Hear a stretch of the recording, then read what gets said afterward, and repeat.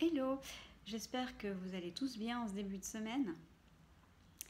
Alors, aujourd'hui, je voulais faire une vidéo sur la différence concernant le handicap, qu'on le connaisse, qu'on l'apprenne à l'école, dans les universités, dans les écoles de formation, ou qu'on le vive au quotidien. Parce que j'ai remarqué dans ma vie quotidienne depuis 30-35 ans ou depuis que j'en ai fait mon métier d'auteur conférencière. J'écris depuis 2005 et je donne des conférences depuis 2007. Qu'il y a beaucoup de différences entre ce qu'on apprend et ce qu'on vit. Une des grandes différences, c'est en rapport au temps. Dans les livres ou dans les formations, c'est des faits qui sont écrits, qui sont rappelés. Et dans la vie quotidienne, le temps est présent. Donc, par exemple, le matin, premièrement, comme pour tout le monde, mais pour nous, ça prend un temps beaucoup plus grand. On doit comme allumer la machine pour se mettre en route. Vraiment, des fois, j'ai presque envie de... Il est où le bouton pour enclencher tout ça?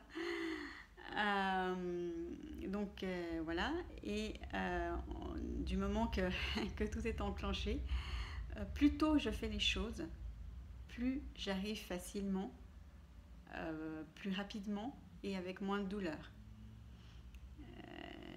Il suffit de faire la même chose une heure après, une demi-heure après.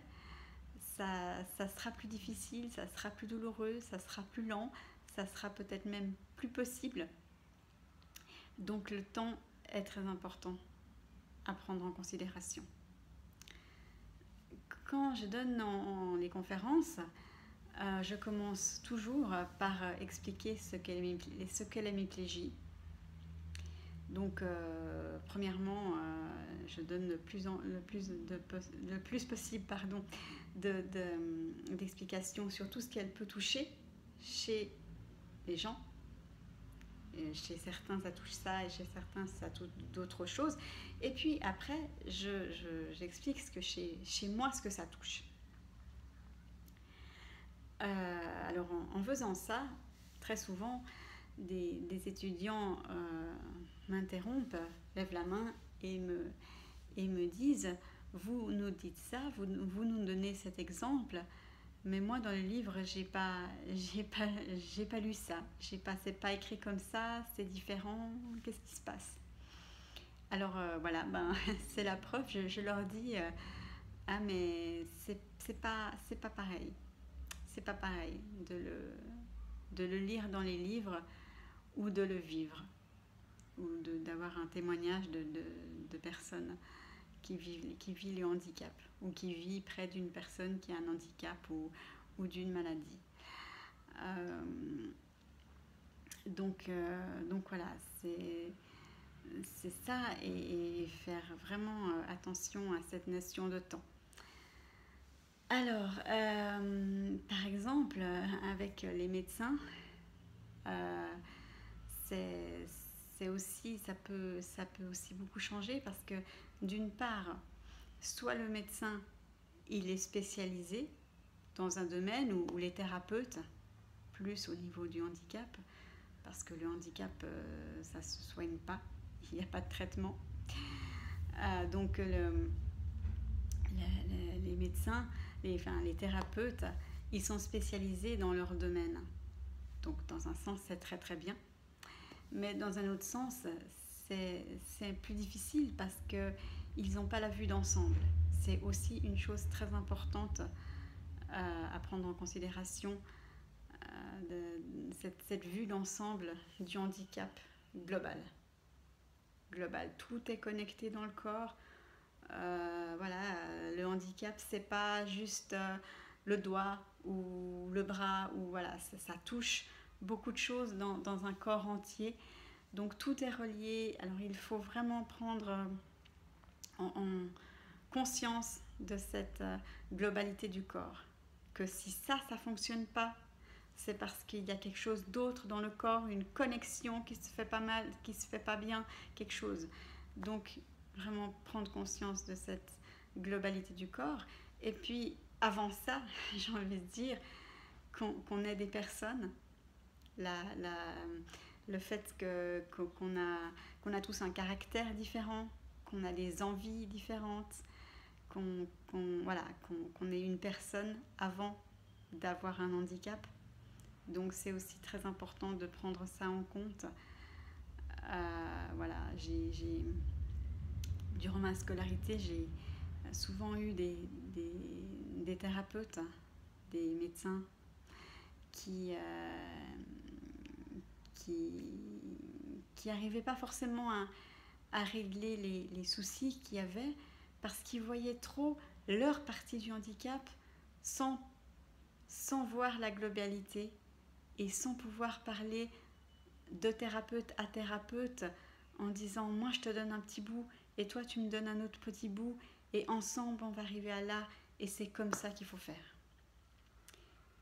Et nous qui vivons le handicap ou qui vivons très proche d'une personne qui a un handicap ou une maladie, on a cette vue d'ensemble parce qu'on le vit au quotidien et on comprend que tout va ensemble.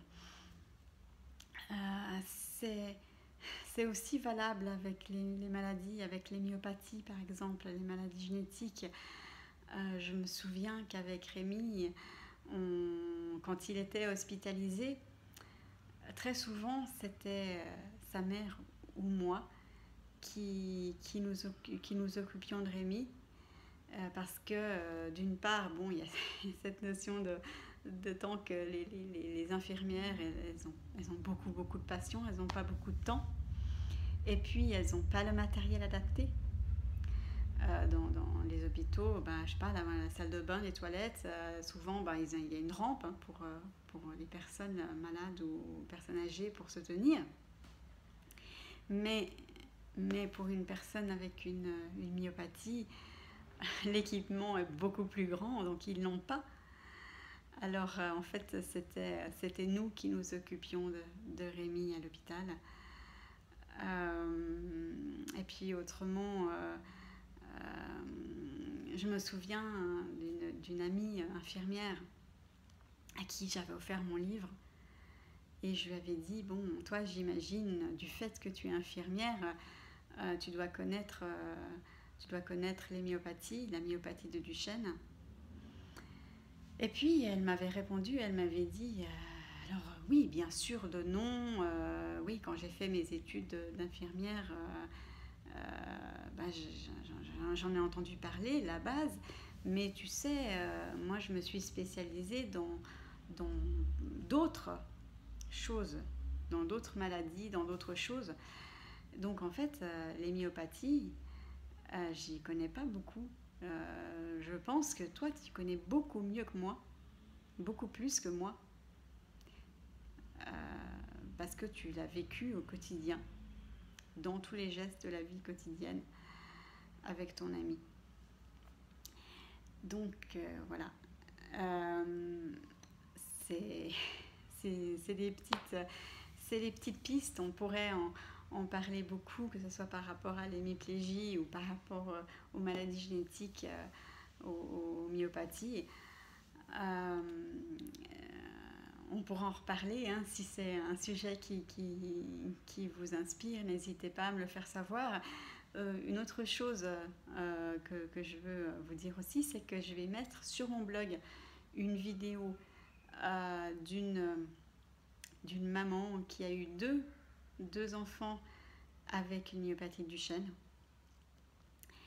Elle a créé une fondation. Bon, ça se passe aux États-Unis, d'ailleurs la vidéo est en anglais. Donc elle a créé sa fondation et elle dit beaucoup de choses que j'ai abordées dans cette vidéo.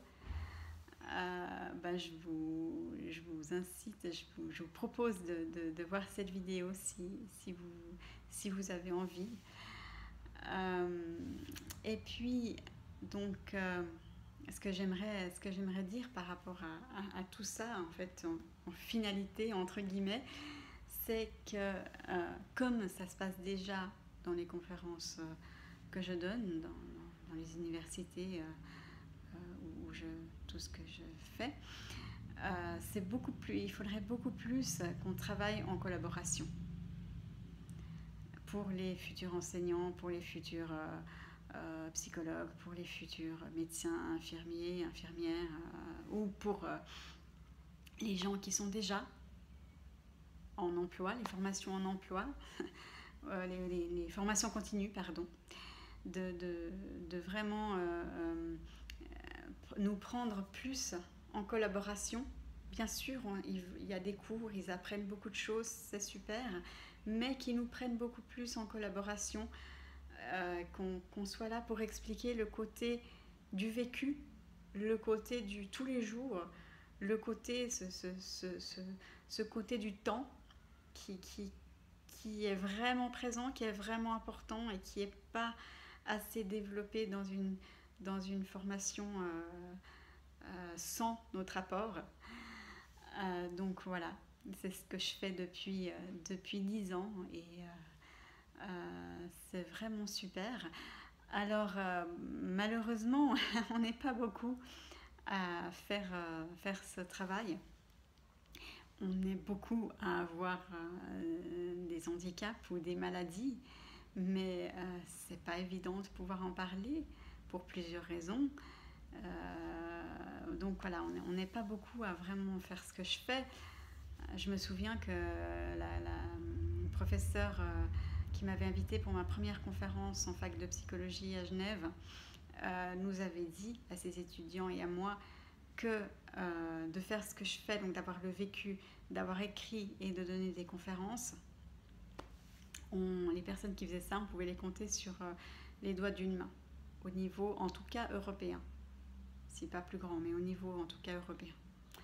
Donc voilà, on n'est pas beaucoup, mais moi je suis là.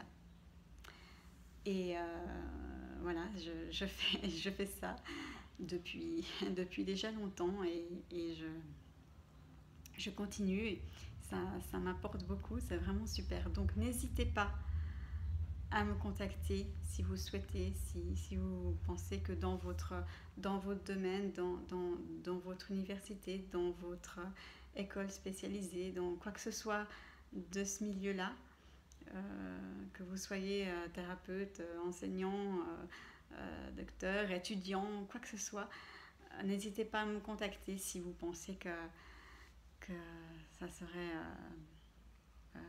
utile, important que je participe à vos formations pour avoir une vue plus d'ensemble de tout ça. Donc vous pouvez me contacter par mon blog zaracochard.blogspot.com, par ma page Facebook ou mon profil Facebook Zara Cochard, ou bien par ma chaîne YouTube. Donc tout ça en laissant des messages, hein. Vous pouvez laisser des messages dans toutes ces plateformes. Donc sur ma chaîne YouTube sous Zara Cochard également. Voilà, donc vraiment n'hésitez pas si vous pensez que vous pourriez votre école ou université ou quoi que ce soit pourrait avoir besoin de moi. Donc voilà, je vous remercie beaucoup. J'espère que ça vous aura intéressé et que déjà vous aurez des petites pistes par rapport à certaines choses dont j'ai parlé. Et puis je vous remercie toujours pour tous ceux qui me suivent, tous les commentaires que je reçois, voilà, tous les gens qui m'accompagnent dans cette aventure. Merci à vous tous, ça me touche beaucoup. Voilà, ok. Alors, merci et puis à tout bientôt pour une prochaine vidéo. Bye bye.